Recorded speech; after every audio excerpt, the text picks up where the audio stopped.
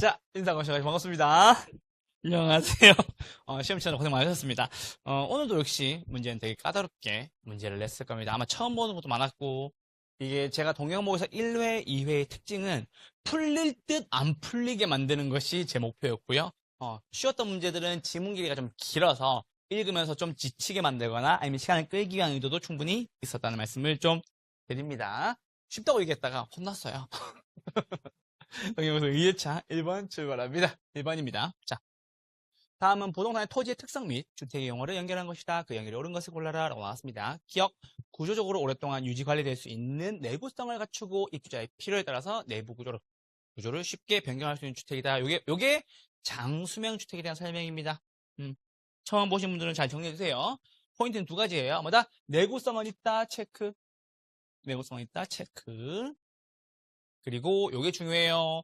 구조를 쉽게 변경할 수 있다까지. 시험에 구조를 쉽게 변경할 수 없다라고 나왔었어요. 그래서 구조를 쉽게 변경할 수 있다라는 거. 보여주세요. 자, 이쪽 오세요. 주택법상 용어 중에 첫 번째는 세대 구분형 공동주택이 있습니다. 세대 구분형 공동주택이 있습니다. 자, 세대 구분형 공동주택은 한 가지만 기억하시면 됩니다. 뭐다? 생활은 가능, 구분 소유는 불가능.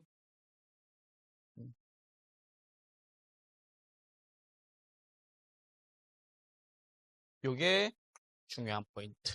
됐죠? 두 번째는 장수명 주택입니다. 방금 말씀드렸던 거. 장수명 주택은 뭐는 있는데, 내구성은 있는데, 내구성이 있는데, 두 번째보다 중요한 것보다 쉽게 변경도 가능. 내구 구조를 쉽게 변경도 가능. 여기 시험에 쉽게 변경할 수 없는으로 나온 적이 있어서 말씀드리는 거예요. 세 번째입니다. 준주택입니다. 준주택은 주택이에요? 주택이 아니에요? 주택은 아닌데 주택 외에 부속 토지 및 그 건축물로서 주거시설로 이용은 가능합니다. 맞죠? 주거시설로 이용은 가능하고 종류가 있어서 네 가지. 첫 번째 기숙사, 그렇지. 오피스텔, 다중 생활시설, 노임, 복주택까지입니다. 그래서 주택법상 주택의 종류 요거 세 가지 정도는 알고는 계셔야 됩니다. 주택 기타라고 해야 되겠다. 주택 용어 정도. 주택 용어 기타. 이렇게만 볼게요. 요거 세 가지 정도 알고 계셔야 됩니다. 시험에 다 나온 적이 있습니다. 그래서 1번의 기억은 장수명 주택이었습니다. 니은입니다. 법률상의 단위 개념으로 소유권이 미치는 범위를 나타내는 토지입니다. 집원 쓰는 거죠? 무슨 지?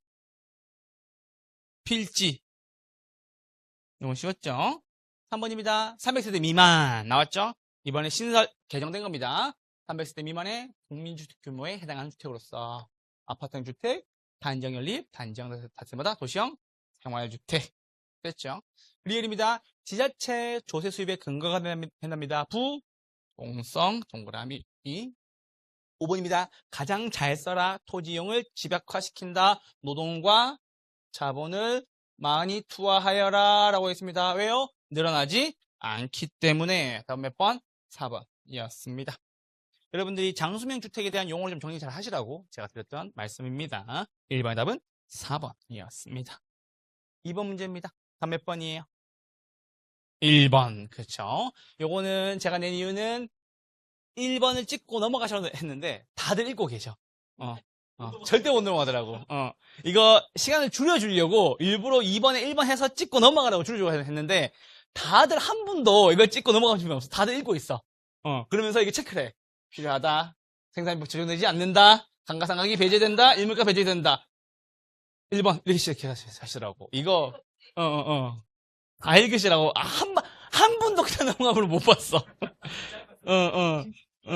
답은 되게 쉬웠죠, 그죠? 답은 되게 쉬웠는데 여러분들이 안 넘어가시더라고. 부동성을 해서 지역 분석이 필요하고요. 맞죠? 부등성은 늘어나지 않기 때문에 만드는 이론 불필요하다. 생산의 법칙이 배제된다. 영속성 영원히 존재하니까는 감가상각 필요하다 불필요하다 배제된다. 됐죠? 제 개별성에서 일몰이 값어치마다 적용되지 않는다. 역시마다 일몰 값어치마다 배제된다라는 소리입니다. 2번의 답은 1번이었습니다. 문제 쉬웠습니다. 3번입니다. 부동산 개념에 관한 설명으로 가장 틀린 것을 골라라 라고 했습니다. 다음 몇 번이에요? 3번. 맞죠? 선박은 여러분들 중개할 수 있어 없어요? 중개할 수 없어요. 이거 틀리신 분들은 나중에 바닷가를 가시거든. 제가 공인중개사인데요. 이거 중개해볼게요. 라고 얘기하면 저리 가! 라고 얘기할 거예요. 저리 가! 뭔 헛소리야! 저리 가! 라고 얘기할 거예요. 아시겠죠? 자, 그래서 보세요. 준부동산 중에서 중개할 수 있는 거 공장재단, 광업재단, 그리고 마지막 뭐? 임목, 이거 세 가지. 준부동산 중에서 뭐다? 중개할 수 있는 거 세 가지. 선박은 돼야 안 돼요? 선박은 안 된다. 다음 몇 번? 3번이었습니다.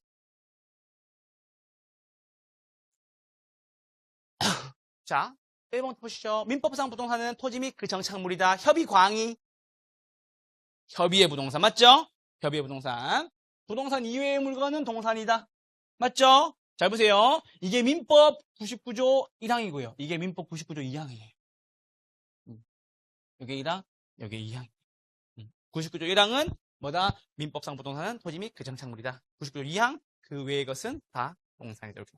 아시겠죠? 협의의 부동산이었고요. 2번입니다. 독립정착물 물어보는 거죠. 뭐다? 신축 중인 건물은 이거 대법원 판결체죠. 세 가지 기둥, 지붕, 외벽이 있으면 토지와 따로 거래할 수 있다. 맞죠? 토지와 따로 거래할 수 있는 거 또 있어요. 뭐가 있어요? 건물 있었고 또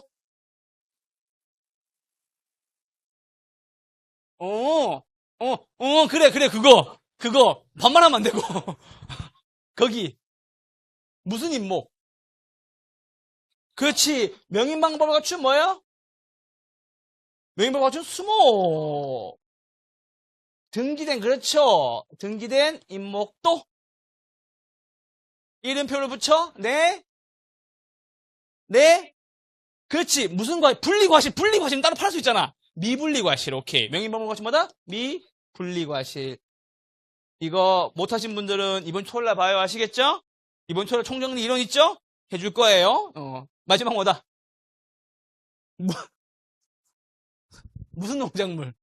정당한 권한에 의해 타인 토지에서 재배 중인 농작물.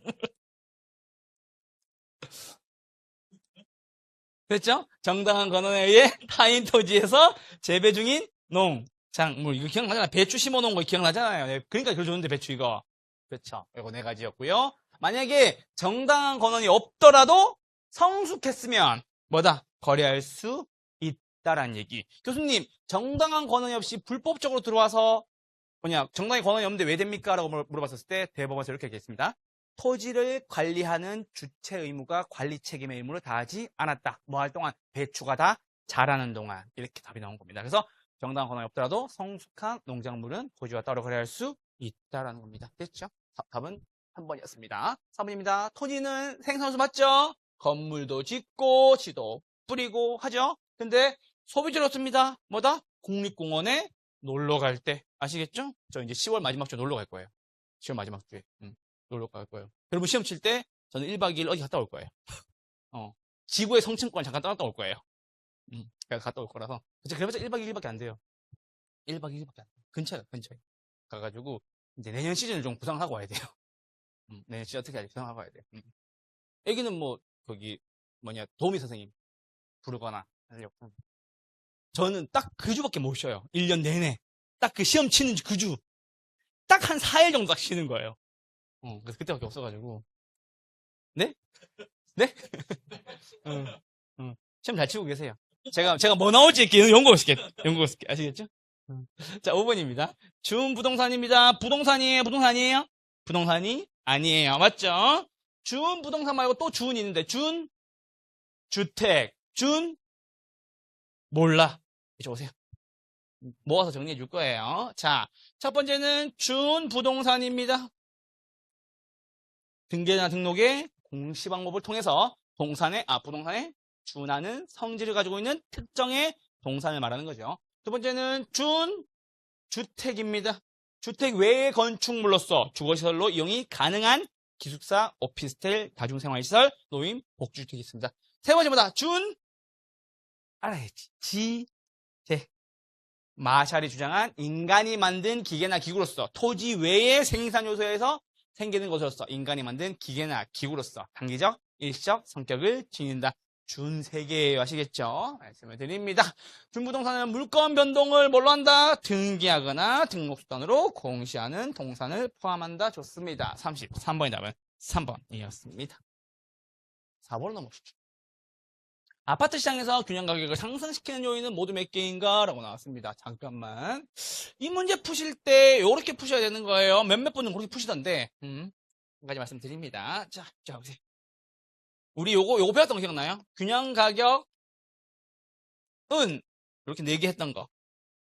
기억나죠? 수요가 증가하면 가격은 오르고 수요가 감소하면 가격은 하락하고 공급이 증가하면 가격은 하락하고 공급이 감소하면 가격은 상승한다. 이거 했죠? 맞죠? 그럼 보세요. 이게 균형 가격이 오르고 내리고 얘기하는 거죠.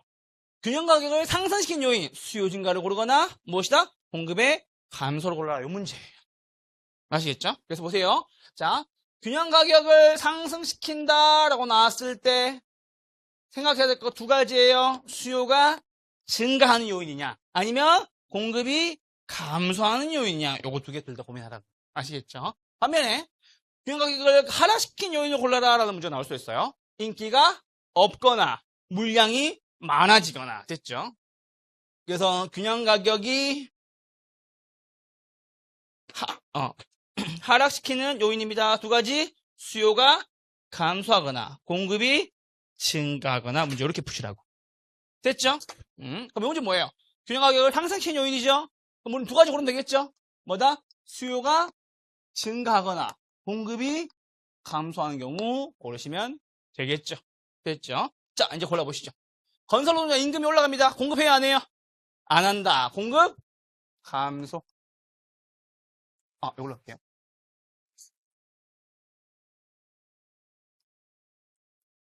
토지 가격이 올라가요. 아파트 지어 안 지어요? 안 짓는다. 뭐다? 공급 감소.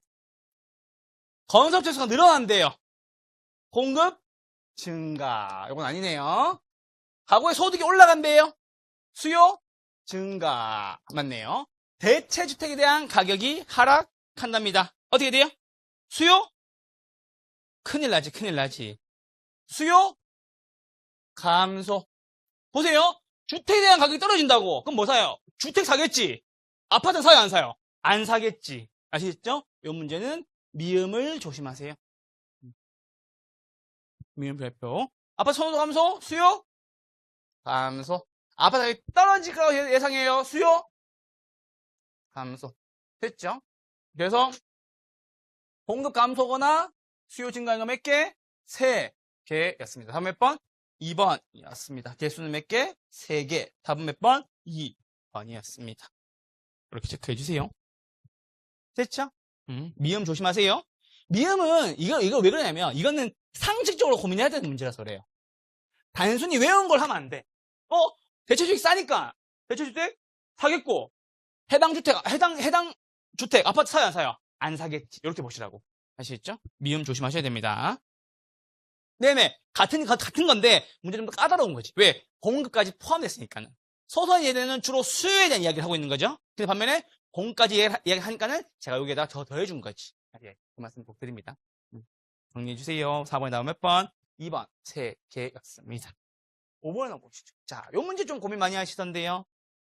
위, 아래 둘 다 있죠? 올라간 것도 있고 내려간 것도 있고. 원칙만 잘 지키시면 됩니다. 자, 이쪽 오세요. 자,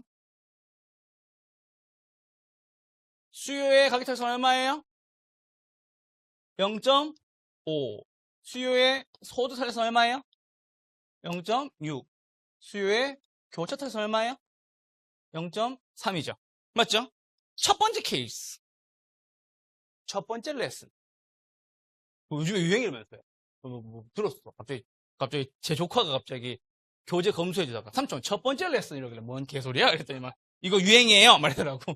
아, 제가 문제를 검토해달라고 하는 조카가 있거든요. 이게 경제학 다니는 동생인데, 조카인데, 삼촌 첫 번째 레슨 이러는 거여서 뭔 개소리야? 이랬는데 얘기하더라고. 유행 나왔죠. 자, 5% 상승하는 경우죠. 수요는요? 무조건 떨어지겠지. 맞죠? 얼마? 2.5%. 맞죠? 가격은 얼마? 5% 올랐네요. 무슨 제? 정상제 3% 오를 거고, 여기도 5% 올랐죠? 5% 가격이니까 얼마?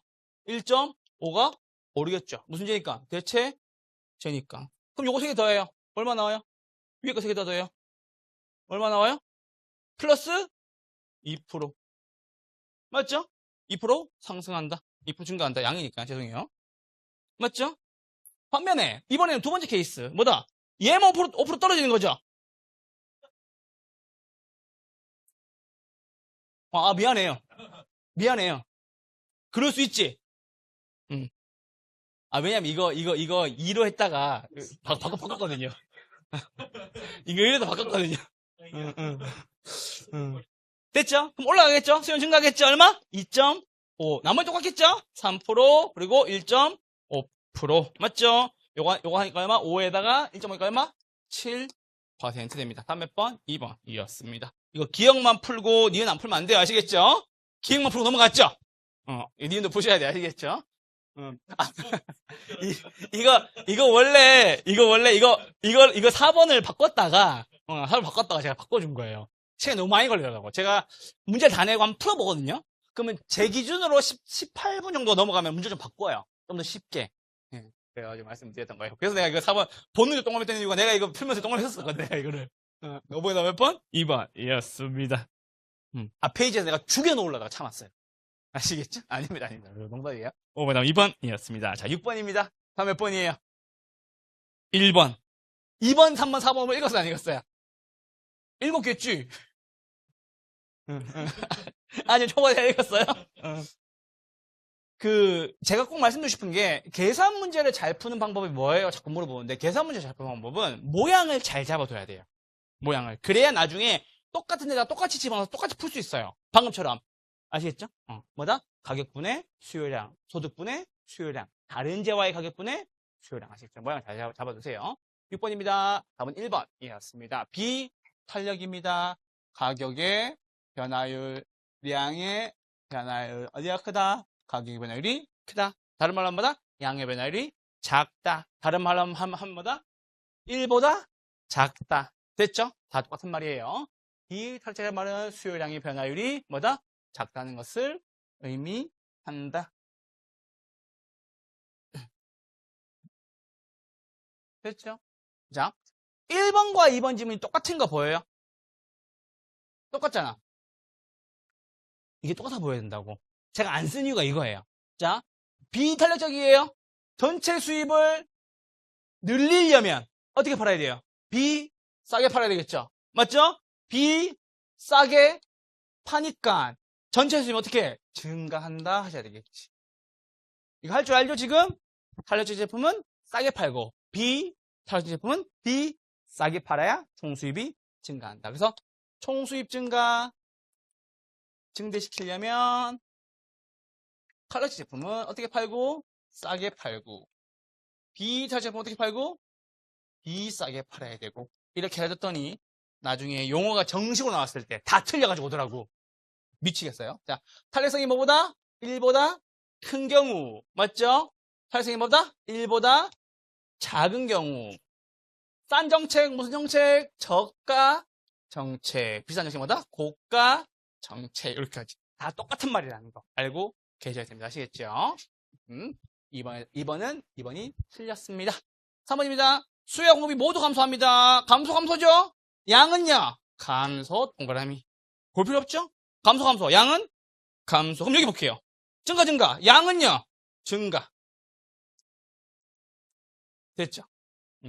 자, 3번입니다. 모두 감소하는 경우 수요의 감소폭이 공급의 감소폭보다 작다면 이거 어떻게 비교하는 거죠? 작다니까 어디가 크다는 소리예요? 공급의 감소가 크다. 됐죠? 수요의 감소폭이 공급의 감소폭보다 작다면 어디가 크다? 공급의 감소가 크다. 얘 본다 안 본다? 안 본다. 공급이 감소하죠? 물량 있다, 물량 없다. 물량 없다. 가격은요? 오르겠지. 그렇죠. 품귀 현상이 벌어진 거니까. 이거 품귀 현상 얘기할 때 우리 왜 좀 됐지만 옛날에 허니 버터칩 그 사건 알죠? 제가 그거 할 때 맨날 이거 얘기했었거든. 공급이 감소한다. 허니 버터칩. 이거 작전인가? 막 이러면서 맞죠? 그때 충격적인 뭐냐면 당근에 그 허니 버터칩 그 빈 봉투를 올렸었어요. 누가 5,000원에 고메 버터 냄새를 맡더라고. 내가 그래서 그거 보고 내가 이 문제가 생각했었는데 항상 이렇게 공급 감소 보면 그 생각이 납니다. 그때 수요까지 폭증해가지고 난리 났었죠. 맞죠? 그랬던 거 기억이 납니다. 3번입니다. 모두 증가할 때 양은 증가한다. 수요 증가폭과 공급의 증가폭이 같다면 일어났어요. 맞죠? 요거 조심. 야, 나 2개 살 거야. 야, 나 2개 팔 거야. 가격은 불변한다. 요거 조심. 같은 방향으로 움직일 때 폭이 같다면 뭐는 가격은 불변하고 다른 방향으로 움직일 때 폭이 같다면 양은 불변한다. 기억나셔야 됩니다. 멍 때리고 싶은 분 토요일 날 봐요. 아시겠죠? 자, 5번입니다. 수급세 배당할 때 세금부가 의한 경제 손실을 도망가는 거죠. 탄력적이면 많이 도망가는 거죠. 손실은 커진다. 비탄력적입니다. 많이 도망 못 가죠. 작아진다. 아시겠죠? 말씀을 드립니다. 6번이다. 몇 번? 1번이었습니다. 7번은 무엇이지? 이거 계산 먼저 해야 돼요? 기울기 먼저 풀어야 돼요? 당연히 기울기 먼저 풀어야 되겠죠. 맞죠?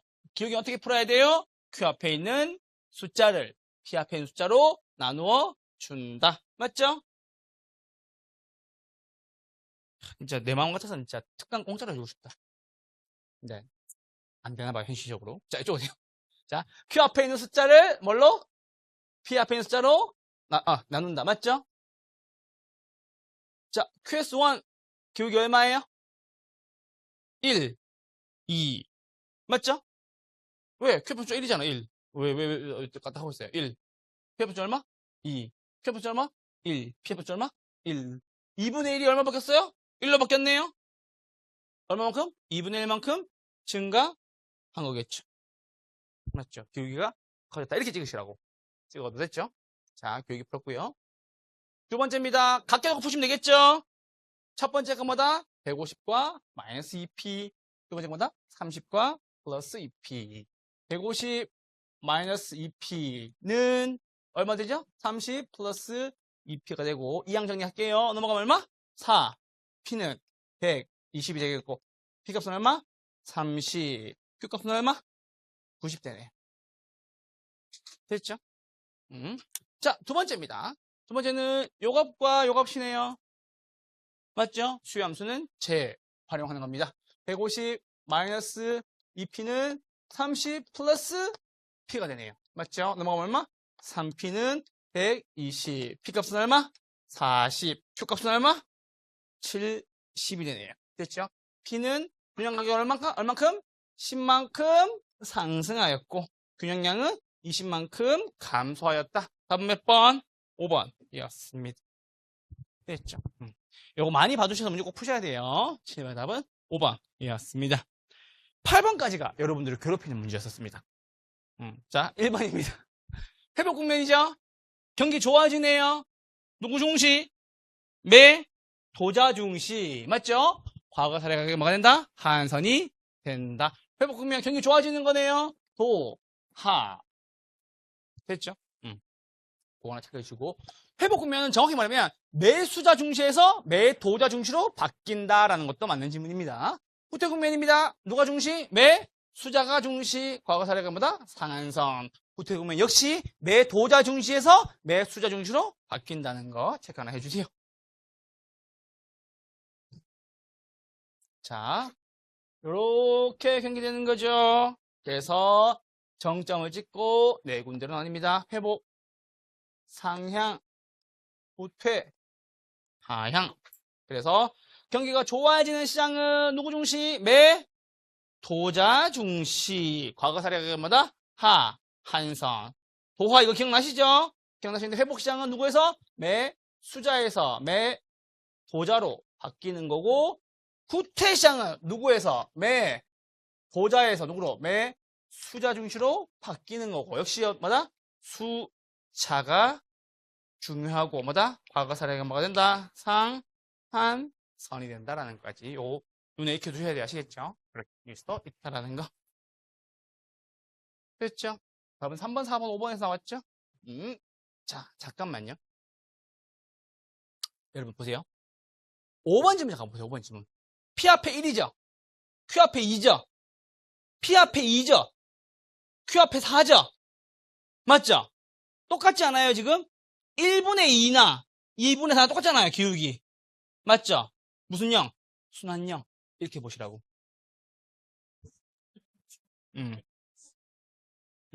아, 2번까지 하고 갔어요?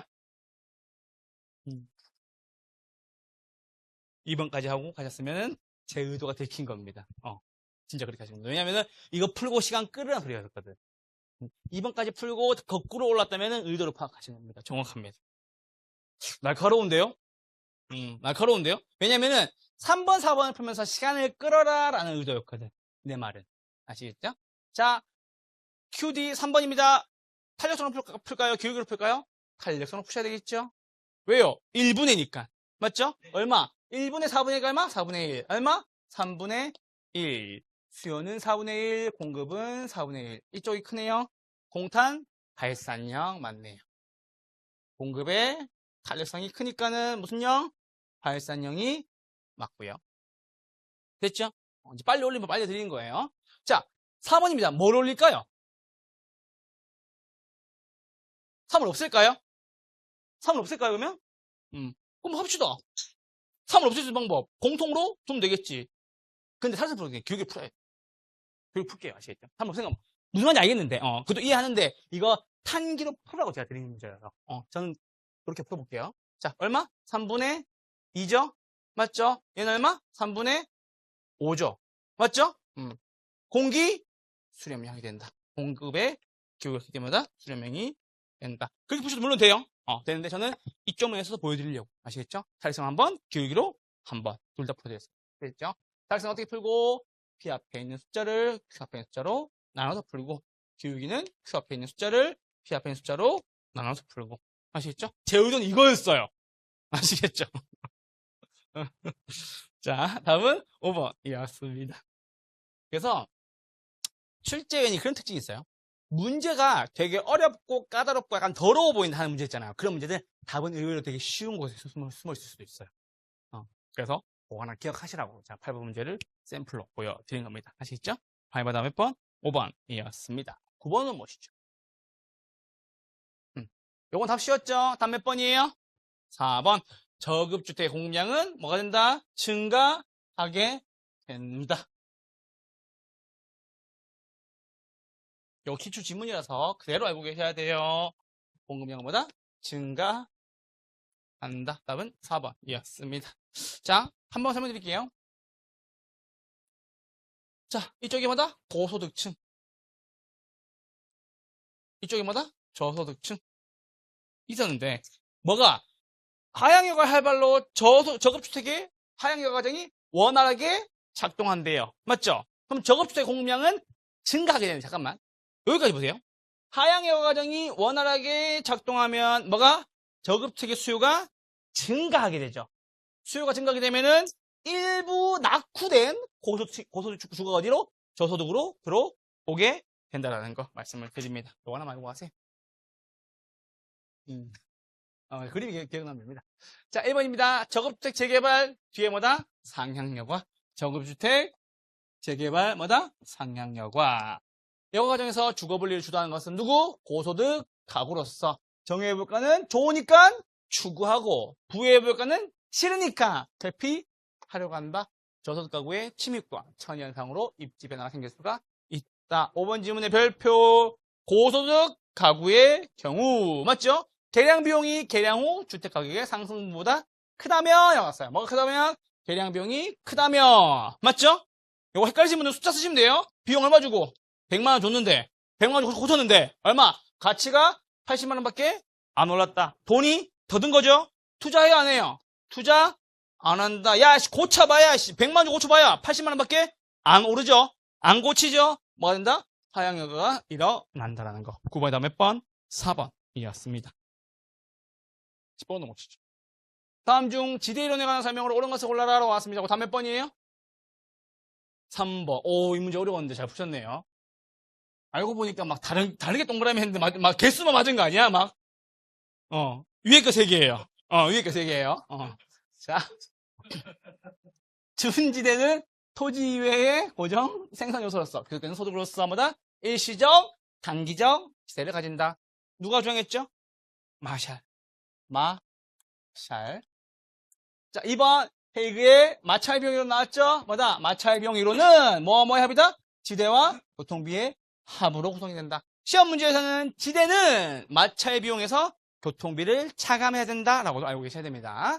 2번도 맞는 지문. 3번째입니다. 마르크스의 무슨 지대설? 절대지대설. 최열등지대에서 지대를 요구한다. 야, 나 절대적으로 지대 줘. 맞죠? 그래서 1번, 2번, 3번 여기까지 3개는 맞는 지문입니다.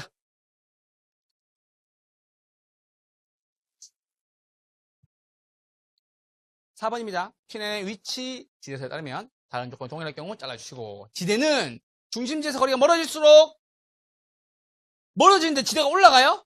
아니죠. 지대가 뭐다? 하락한다. 차액 지대설에 따르면 지대는 뭐다? 경제적 잉여 2다. 자, 지대를 가지고 고전파는 2개로 고민했었습니다. 뭐다? 차액 지대설. 차액만큼이 지대가 되죠? 그럼 뭐다? 남는 게 되겠죠? 매상고에서 생산비를 뺐더니 뭐가 됐다? 지대가 된 거고, 지대는 뭐다? 남는 거다. 그래서 뭐다? 지대를 뭘로 봤다? 경제적 잉여로 봤다라는 소리입니다. 이거 제가 기본반 때 되게 디테일 설명드린 적이 있는데, 반면에 마르크스의 절대 지대설은 지대를 어디에 포함시켰다? 생산비에 포함을 시킨 거예요. 여러분 잘 보세요.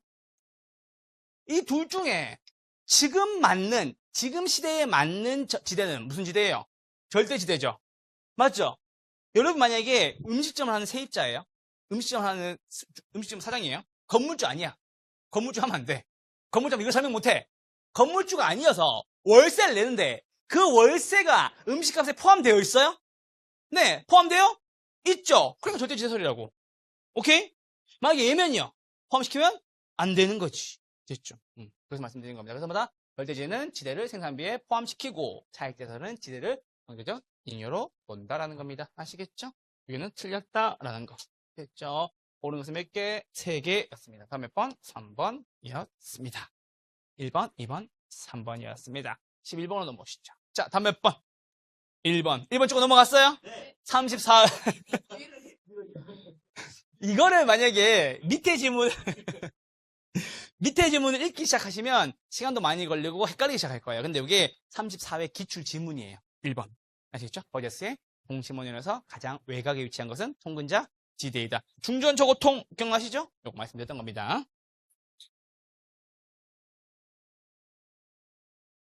다음은 1번이었습니다. 자, 나머지 기타 몇 개 좀 보죠. 여러분들, 버저스의 동심원 이론 중, 전, 저, 호, 통이죠? 가장 외곽에 있는 것도 맞는데, 점이지대는 어디에만 있다? 버저스의 동심원 이론에만 있다라는 거 하나만 체크해주세요. 전이지대, 점이지대는 버저스의 동심원 이론에만 있다.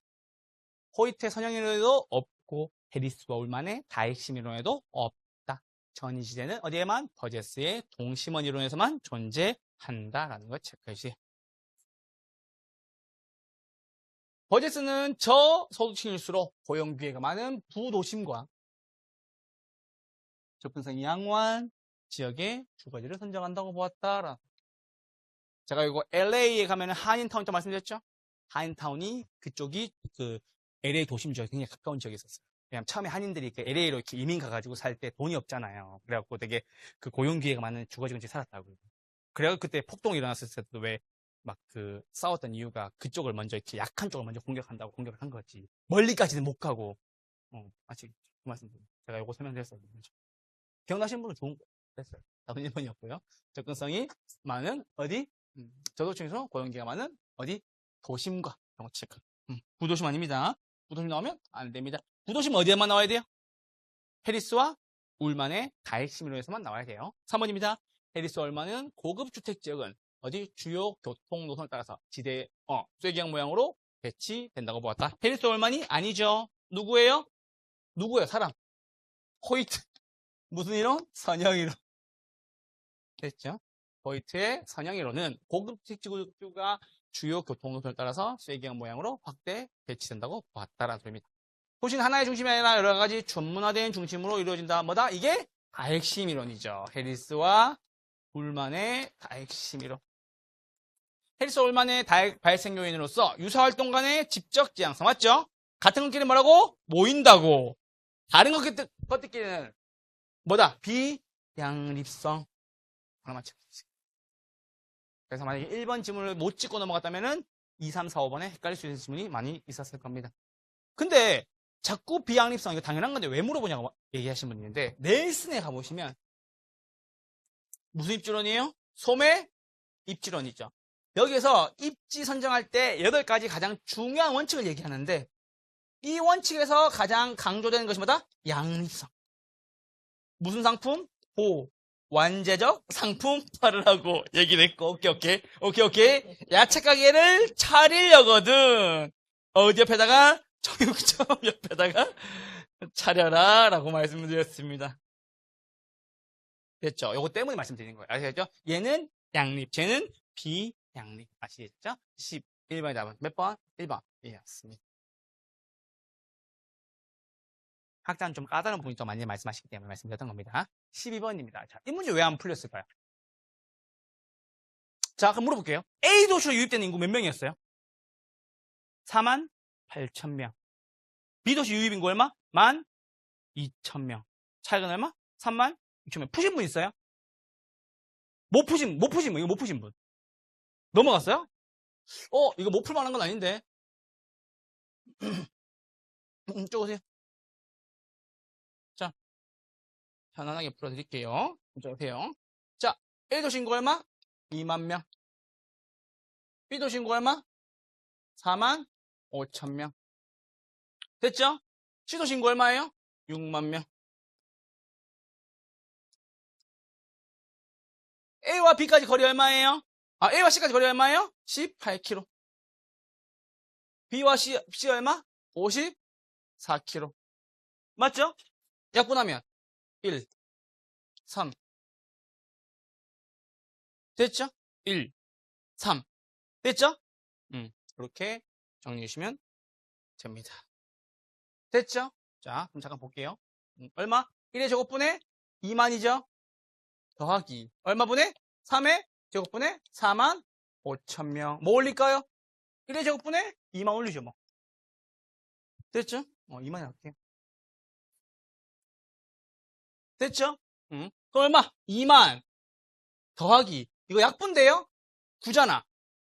5, 9, 45. 얼마? 5,000명. 됐죠? 9이 얼마? 2만 명. 됐죠? 그럼 얼마예요? 몇 프로? 80%. 왜 자꾸 이렇게 또 눈빛이 또 이상해요, 또. 이쪽 오세요. 약분해서 요곱하면 되지. 눈빛이 이상해서 천천히 풀어드릴게요. 이쪽 와보세요.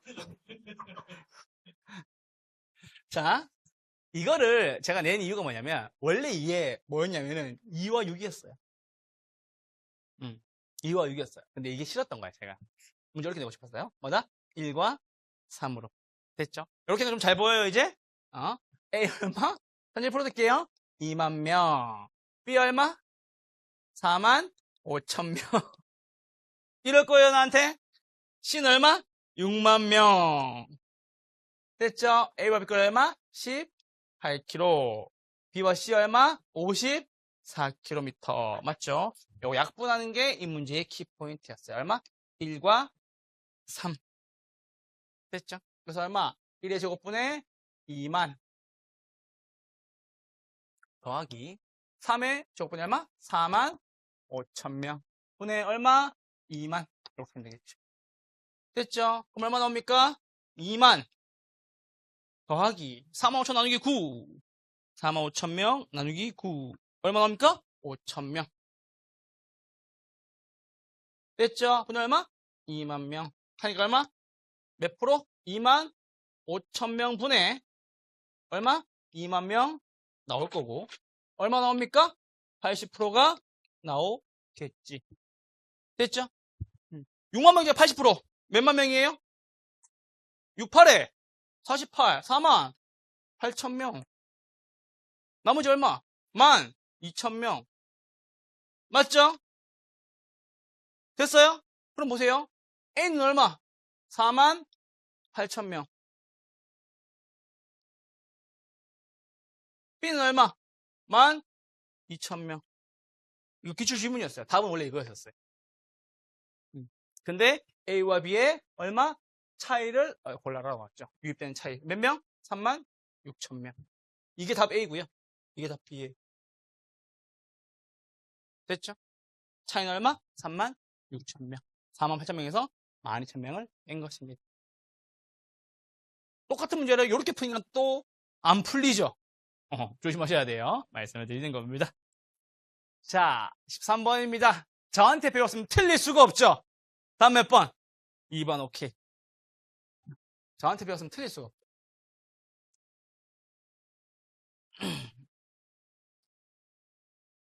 사람들이 계산 문제를 푸는 방법이 다들 다양한데 제가 풀어드린 것 중에 가장 극찬을 받는 게 이 문제예요. 이 문제를 다시는 틀리지 않게 되었습니다라고 하는 소리. 그리고 중요한 건 시간이 안 걸린대. 왜냐면 보자마자 문제 풀 수 있으니까. 맞죠? 뭐만 구하는 거예요? 전자산업의 입지계수만 구하는 거죠? 맞죠? A 불러주세요. 눈으로 보이죠 이제? 2000 곱하기 얼마? 600 나누기 1100 나누기 얼마? 1000. 눈에 보이죠 이제? 전전이 어디 있어요? 지지가 어디 있어요? 여기 있죠. 전지와 지전. 맞죠? 자, 이쪽 오세요. 자, LQ값 구하는 방법입니다. 전국의 전체 수입니다. 전국의 전체 얼마? 2000분의 요거 가지고 갈게요. 전자산업입니다. 지지 위에 지지 얼마? 전자산업의 A도시 얼마? 600. 맞죠? 지역의 특정 산업이니까요. 맞죠? 그리고 전국의 전체, 전국의 지역 얼마? 전국의 지역 얼마? 1000. 그리고 지역의 전체 얼마? 1100. 지역의 전체 얼마? 1100. 요걸 우리는 번분수라고 이야기를 하고요. 어떻게 계산하느냐? 맨 위와 맨 아래는 곱합니다. 가운데 두 개는 나누어서 곱합니다. 그래서 모양을 보면 이렇게 모양이 그려질 겁니다. 전국의 전체가 항상 어디 있다? 여기 있습니다. 전국의 전체. 지역의 특정 어디 있어요? 지역의 지역. 특정 산업이라고 얘기하고 이렇게 있습니다. 됐죠? 그리고 나머지마다 전국의 지역, 지역의 전국. 혹은 이거 두 개 바뀌는 경우도 있어요. 뭐와 무엇이? 요거 두 개가 바뀌는 경우가 있다고. 근데 바뀌어도 상관없어요. 상관? 아무것도 없어요. 그래서 잘 보세요. 모양 곱하실 때 어떻게 곱하는 거냐? 전전이 숫자가 무조건 가장 커요. 가장 큰 수예요. 무조건 가장 큰 수예요. 제일 큰 수예요. 가장 큰 수와 해당 지역의 가장 작은 수를 곱하시면 돼요. 그리고 오른쪽 끝에 걸로 나누고 맨 밑에 있는 끝에 걸로 나눠주시면 됩니다. 아시겠죠? 요거 처음 들으신 분들은 집에 가셔서 요 방법대로 세 문제만 딱 풀어보시면 앞으로 다시는 안 틀립니다. 아시겠죠? 딱 세 문제예요, 진짜. 세 문제 푸는데 한 5분이면 풀거든요, 이거요? 그래서 요 모양 구하시라는 거. 그리고 항상 요게 틀이 바뀔 수 있거든요. 근데 그럴 때마다 고민할 필요는 없는 게 뭐냐면 가장 큰 수는 항상마다 전전이다라는 거. 요거 알고 계시면 됩니다. 됐죠? 요 문제 한번 풀어보세요. 아시겠죠? 딱 세 문제. 다시는 안 틀릴 겁니다. 아시겠죠? 제가 모든 기출 문제 다 풀어보고 다 뜯어보고 다 분석해보니까 그렇게 나오더라고요. A의 값 얼마 나와요? 1.0909. B 얼마 나와? B 어떻게 해야 됩니까? 2000 곱하기 얼마? 150 나누기 얼마? 400 나누기 얼마? 1000 얼마 나옵니까?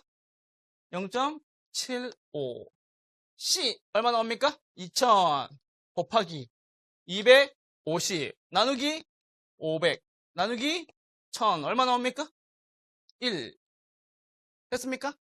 그래서 크게 구하면 A, C, D가 되겠죠. 다음 몇 번? 2번 이었습니다. 그러면 틀리면 안 돼요. 값을 구하라고 나오기도 하고 크기를 구하기도 하고 여기서 만약에 1보다 큰 거, 1 이상인 거 골라라라고 하면 A와 C죠, 맞죠? 1 이상인 거 이렇게까지 체크해주세요. 만약에 기반 산업의 개수를 구하여라 라고 나올 수도 있습니다. 13번의 답은 2번 맞습니다.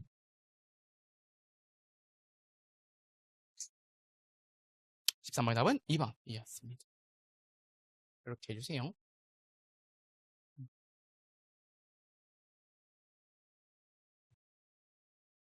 자, 저 보세요. 저 잠깐 보세요.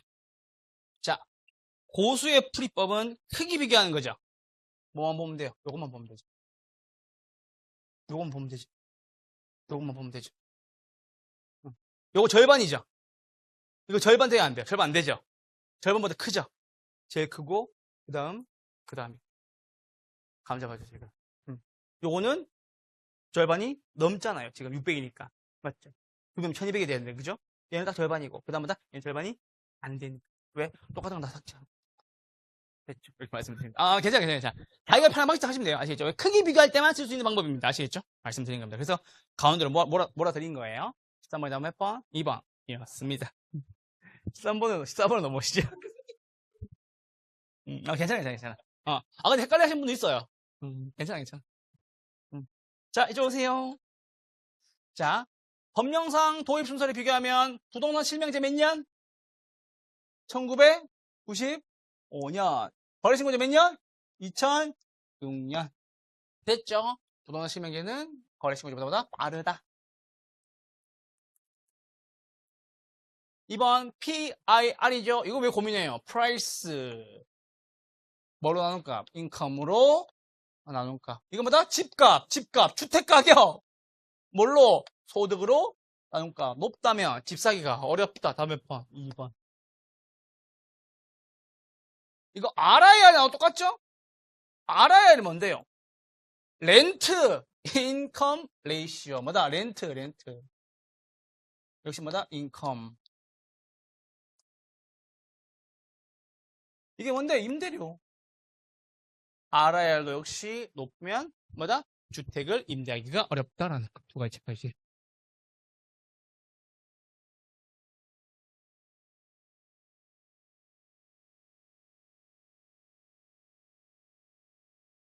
(3번입니다) 개발가 양도제도 지금 해요 안 해요?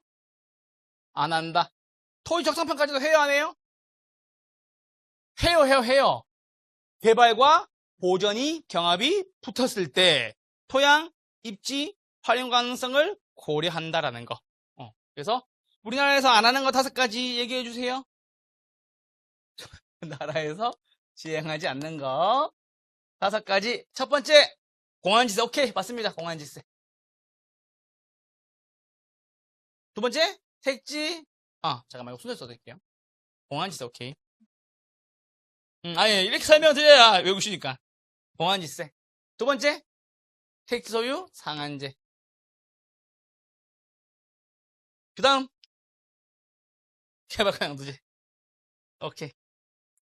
Transportable Development Right. 그 다음, 종부세 말고, 종합토지세. 그렇죠. 종합토지세. 마지막, 토지, 초과, 이득세. 여기까지. 여기 개발가 양도제죠.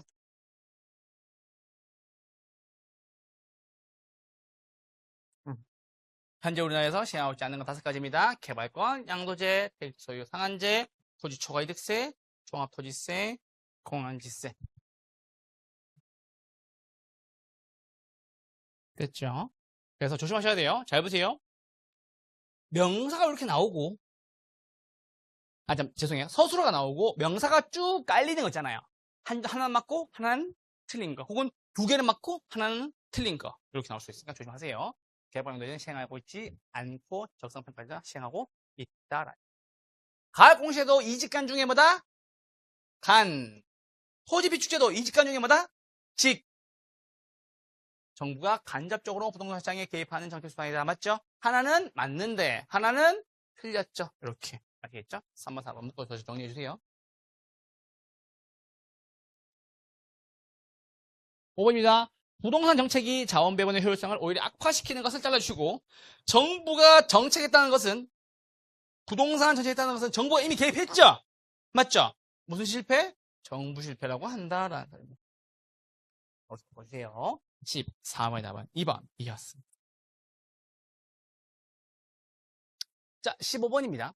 이거는 1차만 하시는 분들은 공법이라서 좀 어색하실 텐데 우리 2차 함께 하시는 분들은 공법상 내용도 들어있으니까는 알고 계셔야 돼요. 첫 번째 어디가 틀렸어요? 용도, 지역에 대한 설명이죠. 용도 지역의 특징이 뭐다? 공공복리 증진 결정. 서로 중복되지 아니하게 체크. 도감농자 맞죠? 도시지역, 관리지역, 농림지역, 자연환경, 보전 지역이 있었습니다. 2번 어디에 틀렸어요? 도시군 무슨 계획? 관리계획입니다. 이게 일부로 나오기도 하고 전부로 나오기도 합니다. 조심하셔야 돼요. 1부는 맞는 지문이에요. 일부에 대해서 기능을 증진시키며 미관을 개선하고 양호한 환경을 확보하며 그 지역을 체계적, 계획적으로 관리하기 위해서 수립하는 도시군 관리계획을 말한다라는 소리입니다. 전용 나왔죠? 뒤에 뭐 나와야 돼요? 양호 나와야 되겠죠? 근데 공동주택이네요. 몇 종? 2종. 맞죠? 일반 나오면 뭐다? 편리한. 맞죠? 이쪽 오세요. 양호한 환경입니다. 라고 나오면 뭐가 나와야 돼요? 전용 주거지역이 나와야 되고 양자택일이죠? 1종이거나 2종이거나 1종은 뭐다? 단독 2종은 뭐다? 공동 맞죠? 그리고 편리한 나왔어요. 편리한 나오면 뭐다? 1, 반 나와야 되겠고 몇 반까지 있다? 1반, 2반, 3반까지 있다. 1반은 뭐다? 1종 1반은 뭐다? 저층 2종 1반은 중층 3종 1반은 중고층이라는 거 요거 하나 체크해주세요. 됐죠?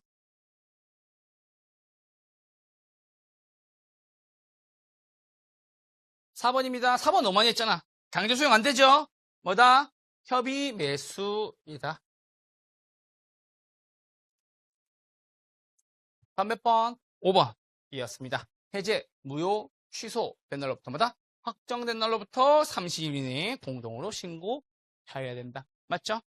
거래 계약을 하면 계약 체결일로부터 30일 이내에 맞죠? 체결했으면 체결일로부터 30일 이내에 잔금 지급이 아니라는 거 아시겠죠?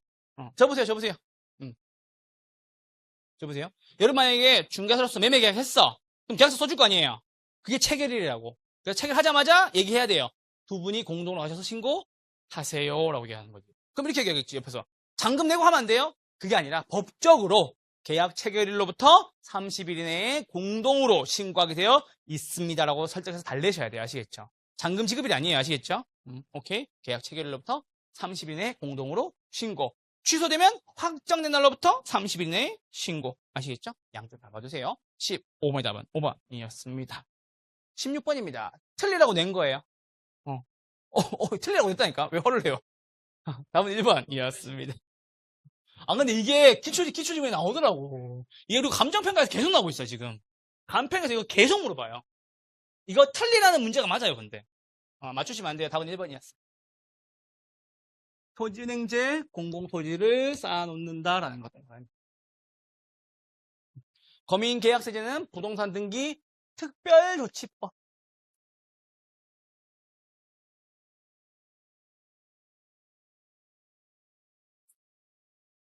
부동산 등기 특별조치법. 토지거래가제는 거래허가 신고에 관한 법률. 개발부담금제는 개발이익 환수에 관한 법률.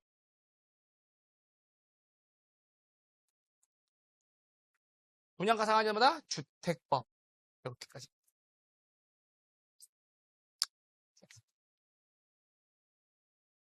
그러니까 만약에 그 말씀드린 거예요. 내가 모르는 생뚱맞은 지문이 나왔다. 푸는 방법은 두 가지예요. 첫 번째, 처음 보는 지문이라면은 옳은 지문 가능성이 조금은 더 높다.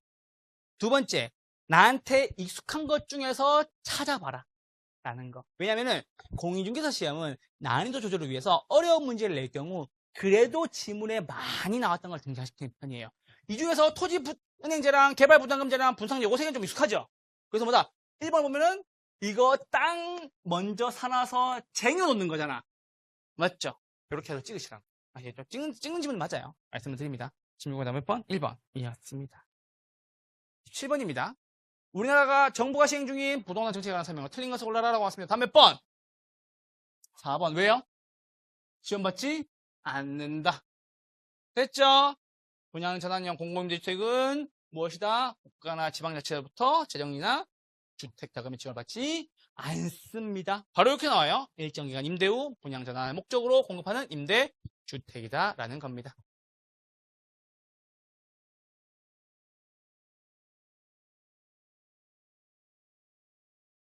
자, 정부가 임차인에게 임대료를 직접 보조해줍니다. 잘라주시고요.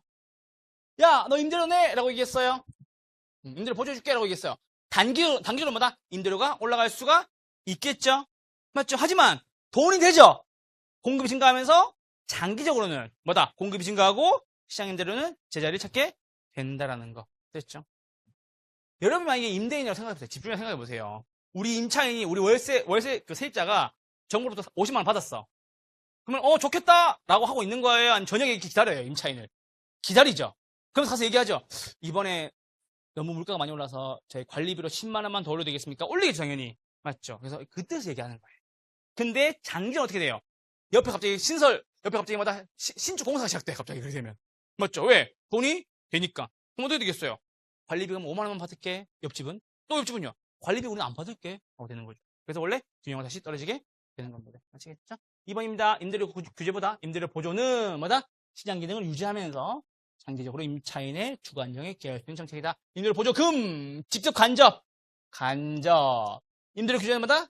직접 이렇게까지. 그래서 직접과 간접의 구분 짓는 것은 직접 개입은 정부나 지자체가 직접적으로 수요자, 공급자 역할을 하는 거예요. 근데 반면에 간접 개입은 뭐다? 옆에서 돈만 주면서 도와주는 거예요. 아시겠죠? 그렇게 말씀을 드립니다. 오케이? 이게 그런 건 똑같은 거야. 자식 키우는 건 똑같은 거예요. 엄마가 알아봐서 학원 보낸다. 직접 개입이잖아. 학원비를 주면서 네가 마음에 드는 학원을 가봐라 라고 얘기하는 것이 간접 개입인 거지. 감 잡았죠 이제? 됐습니다. 공공주택은 공공주택 사업자가 국가 또는 지자체 재정이나 주택도시기금을 지원받아서 매입, 건설, 임차하는 공급주택을 말한다. 오케이, 정확하고요.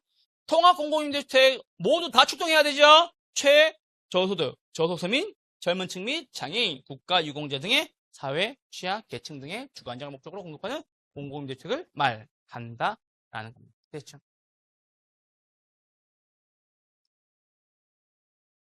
(17번) 다음 몇 번? 4번이었습니다. 자, 요거 한번 보고 가시죠. 자, 보세요. 영구임대 몇 년? 50년 이상 혹은 영구적. 누가 들어가야 돼요? 최저소득. 국민임대 몇 년? 30년 이상. 누가 들어가요? 저소득, 서민. 행복주택. 행복한 사람 말고 정확하게 대학생, 사회초년생, 신혼부부 등의 젊은층. 통합공공임대주택은 했고요. 맞죠? 여기까지 알고 계셔야 됩니다. 1번, 2번, 3번 정도는 한 번씩 계속 복습해 주셔야 됩니다. 17번에 다음 몇 번? 4번이었습니다. 18번 넘어주시죠. 틀리라고 낸 문제입니다. 틀리라고 낸 문제 맞습니다. 근데 잠깐만. 답은 알고 계셔야 돼요. 답 몇 번이에요, 이거? 3번. 그쵸? 자, 똑같은 케이스예요. 아까 몇 번이었죠? 16번 문제랑. 똑같은 케이스예요. 여러분 중개업을 해요. 근데 5월 30일 날 계약한 경우가 있고 6월 2일 날 계약한 경우가 있겠죠. 6월 1일에 누가 소유자이냐에 따라서 이거 세금이 바뀌는 거예요. 그러면 파는 사람은 5월 30일 날 팔고 싶을 거고 사는 사람은 안 사고 싶겠죠. 왜? 6월 1일 날 내 걸로 되면은 된지 하루 만에 재산세를 내야 되는데 그래서 협의를 본다고. 제가 이 설명 드린 적이 있었어요. 그래서 뭐다? 다음 몇 번? 3번. 이었습니다. 뭐다? 6월 1일이라는 거. 그래서 5월 30일 날, 이때 5월 말쯤에 계약하면 되게 많이 싸워요, 사람들이. 매수자, 매도자가. 그래서 나중에 협의를 해요. 이거 재산세 나오면 저희가 얼마 이렇게, 우리 이거 전가라고 얘기하죠, 전가. 맞죠, 전가. 반반 안 해줘요, 보통. 보통 유리한 사람이, 야, 뭐 살려면 사던가, 말던가, 이렇게 되는 거지. 그래서 조심하셔야 돼요. 그러니까는 보통 이제 파는 사람이 아쉬운 경우에는, 사장님 이거 그냥 5월 9일 날 가져가시고, 제가 이번에 나오는 그 재산세는 이렇게, 됐죠? 영차! 됐죠? 이렇게 아시겠죠? 무슨 말인지 알죠, 지금? 전가할 수가 있다고. 아시겠죠? 자, 1번입니다. 양도소득세, 취득세, 부가치세마다 신고 납부금이시다고 알고 계세요? 부가세 신고예요. 부가세 신고잖아. 이건 되게 많이 쓴다고 하잖아요. 그러니까 신고 납부 방식은 내가 이렇게 해서 했으니까 낼게로 신고하는 거예요. 보통 징수 방식은 뭐냐면은 어디에서 정부나 지자체에서 고지서가 날라와요. 그래서 그걸 보고 내가 내는 거예요. 제가 얼마 낸다 그랬어요? 12,750원. 정부에서 날아와요. 저희 할아버지가 준 땅, 경상북도 어디 시골 총구석에서 가지고 우리 집에 날아와요.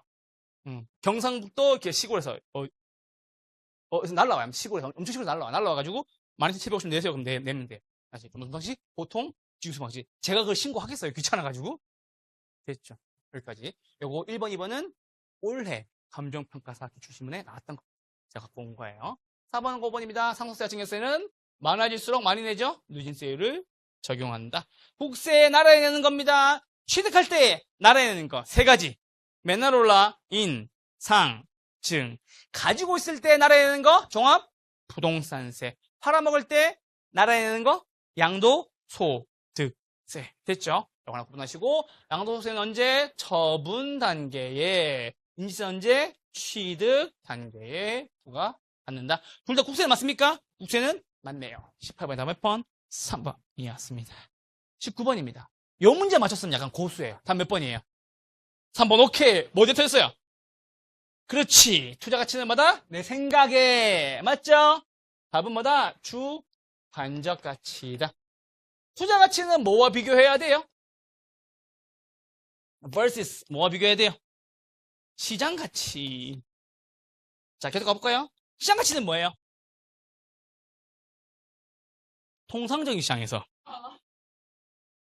충분한 기간 동안 거래를 위해 공개된 후 정통한 당사자 사이에서 신중하고 자발적인 거래가 있을 경우 성립대가 가장 높다고 인정되는 대상 물건의 가치를 말한다. 됐죠? 시장 가치 말고 시장 가치 외의 가치를 기준할 수 있어요? 네, 언제요? 제대로. 법령에 다른 규정이 있는 경우, 의뢰인이 요청하는 경우, 사회통념상 타당하다고 인정되는 경우. 자, 함께 계실 때는 대답하실 때 정확히 답변해 주세요. 아시겠죠? 자기가 공부하는 거 말고 정확히 답변해 주세요. 아시겠죠? 그럼 말씀드립니다. 자, 괜찮아요. 괜찮아요. 왜냐면 다른 분들은 모를 수가 있잖아요. 그게 뭔지. 그러니까 정확히 답변해 주세요. 자, 투자 가치 계산 어떻게 합니까? 35의 기출 문제였죠? 투자 가치를 구해라. 순영업 소득을 순이가는 내 돈이고요. 순이익을 뭘로? 요구 수익률로 나눈 값. 됐죠? 요구 수익률은 어떻게 구합니까? 끝까지 가볼까요? 뭐 빼고 이렇게 해야 되고 정확하게. 무위험률 더하기 위험 할증률 뭐까지 더할 수 있습니까? 예상된 인플레이션율까지 더할 수 있습니다. 순영업소득 어떻게 구합니까? 가공기용순으로요.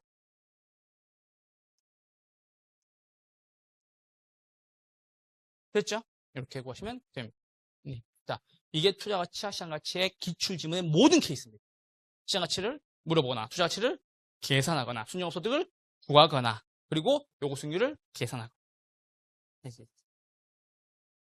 투자가치 계산 문제 35에 나왔죠? 35에 기출지문 나왔었죠? 작년에 무려. 답은 5억이었죠. 요구수익률은 요거 2개 줬어요. 요거 3개 줬습니다. 4%, 5%, 2%, 몇 프로? 9%. 순영소득 얼마? 4,500만 원. 59, 45, 5억. 이렇게 나왔다는 거예요. 위험과 수익의 상세관계는 위험이 크면 클수록 요구한 수익률이 커지는 것을 말한다. 무슨 관계? 비례관계. 기대수익률 요구수익률보다 커요? 투자해요? 네, 투자하겠지. 시장 가치는 올라가고 이에 따른 기대수익률이 점차 떨어지겠죠. 투자 규정이 이루어진다. 5천만 원 벌 때 5억이면 10%지만 가치가 올라가서 10억이면 얼마? 수익률이 5%로 감소했다라는 거. 이쪽 오세요.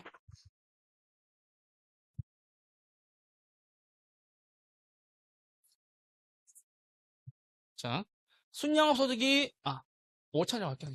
5천만 원일 때 월세 5천만 원이에요. 자, 얼마다? 5억이에요. 가치가. 수익률 몇 프로? 10%였죠? 자, 인격에서 가치가 올라갑니다. 얼마? 10억으로 가치가 올라갔습니다. 맞죠? 수익률 얼마? 5%로 떨어지게 되겠죠. 왜? 처음에는 5억 넣어서 5천 벌어서 수익률 10%였는데 기술이 커서 투자했죠? 투자했는데 가치가 올라가죠. 왜? 수요가 증가하니까는. 맞죠? 가치는 올라가는데 뭐는 떨어져요? 기대 수익률은 떨어질 수밖에 없겠죠. 왜? 5천만 원 버는 거니까. 5억에 10% 5천만 원. 가치가 올라가서 부동산가 이제 얼마? 10억. 10억에 5% 얼마? 5천만 원. 그래서 부동산 가치가 올라갈수록 기대 수익률이 떨어지게 됩니다. 그래서 투자 균형이 이루어지겠죠. 그 말씀을 드리는 거예요. 4번입니다. 동일한 위험 증가에 대해서 공격적 투자자는 많이 요구해요? 적게 요구해요? 적게 요구한다. 목숨이 안 아까운 사람들.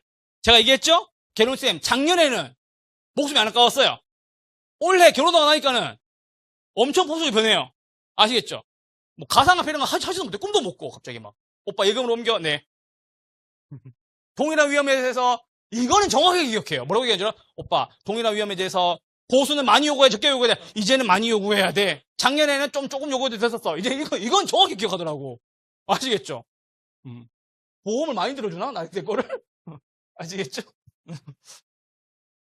자, 요거 수익률은 무위험률과 위험함수를 합산하여 계산하되 잘랐죠? 비저효과에서 예상된 인플레이션율까지 합한다라는 거. 가치 하락분도 합산하죠? 가치 상승분은 더해요, 빼요? 빼죠? 그래서 얘기했죠? 가치 상승분을 빼는 이유. 강남의 부동산들이 예금 수익률에도, 예금 금리에도 못 미치지만 투자를 하는 이유. 왜? 가치가 올라갈 것이라고 생각하니까. 네, 말씀드렸습니다. 19번에 다음 몇 번? 3번이었습니다. 실제로 강남에서 투자해보시면 수익률이 예금 금리보다 잘 나오는 것이 거의 없습니다. 거의 없습니다. 자, 20번입니다. 여기까지 하고 잠깐 쉴 거예요. 자, 20번 문제 어렵습니다. 다음 몇 번이었어요? 5번.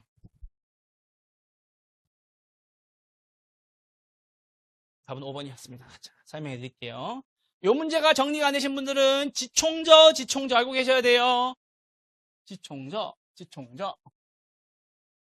자, 지분 수익률입니다. 뭐보다?